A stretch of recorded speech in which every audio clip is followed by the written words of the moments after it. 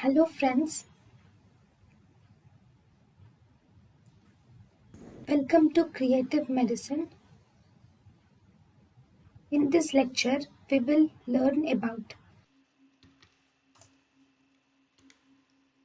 Now, in the retinal detachment, what is gray reflex? This gray reflex is seen in actually old detached retina. We can see this gray reflex mainly on the distant direct ophthalmoscopy. In distant direct ophthalmoscopy, we can see the gray reflex.